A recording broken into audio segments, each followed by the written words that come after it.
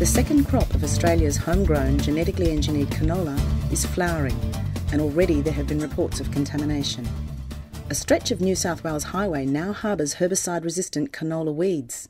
In Victoria, concerned citizens and farmers are testing and finding GE canola plants by roadsides. Last year, we were monitoring a big crop of canola on the main road in Horsham.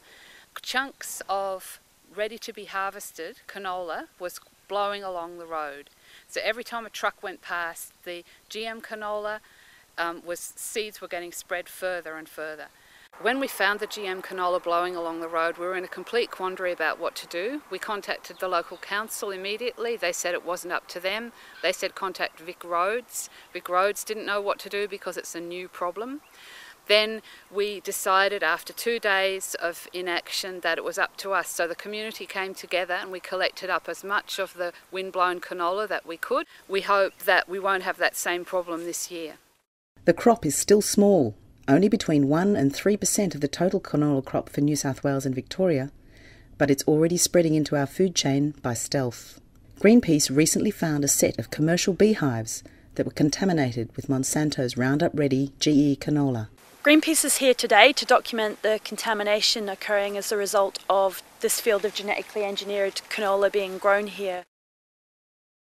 We found contamination of local hives with genetically engineered pollen in the honey, and we're calling on the Federal Health Minister Nicola Roxon to honour the federal government's election promise not to release genetically engineered crops into the environment unless they can be proven safe beyond reasonable doubt. This canola growing here has, when the meal was fed to rats, in Monsanto's own study, it resulted in increased liver sizes of up to 16% in those rats, and there's been no follow-up studies to see what the implications for humans could be of eating canola and derived products.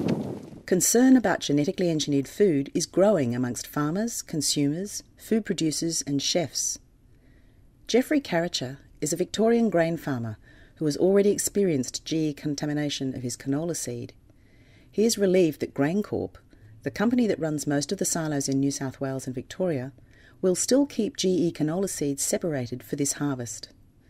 But he is worried about the influence that Monsanto now has on part of our agriculture. My concerns about delivering GM crop is that delivering canola, clean canola, is it'll be contaminated at some stage and I'll have to pay an endpoint royalty.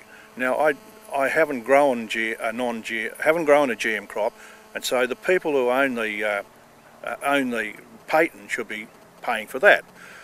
If I take it along, they'll take an endpoint royalty out of me. Look, I'm a farmer and we've been lied to by our grower organisations, by our chemical companies and by our governments about the benefits of GM canola. They say that it's brought in for choice. There will be no choice after 3 years. It'll all be GM and we will have no choice left but grow GM like Canada. Since National Living Treasure Margaret Fulton launched the first Truefood guide in 2003, nearly 200 of Australia's top chefs and restaurateurs have signed on to a GE-free Chefs Charter, supporting renewed bans on growing GE crops and calling for comprehensive labelling of genetically engineered ingredients in food. I know for sure, because of having been the president of Restaurant and Catering, that many, many people are committed to this issue of real good research to back up what our practice is, and negligence is not acceptable. However, there are at least 200 chefs in this country who are committed to the issue. And I'm telling you that we really plead with the government to be a bit more responsible about looking at this issue and unifying with the states to protect the food in Australia that's being grown that affects tourism, our world image, the health of our citizens, and the feeling that we are being listened to. We ask all people responsible to think about genetically modified food in a much more considered way. Fran Murrell and Madge are part of a growing movement of consumers who are concerned that untested genetically engineered food is getting onto supermarket shelves unlabelled. I'm really concerned because for the first time Australian grown genetically engineered canola is going to enter the food chain and may appear in foods like pasta sauces, bread and cakes, oils, dips, all sorts of things.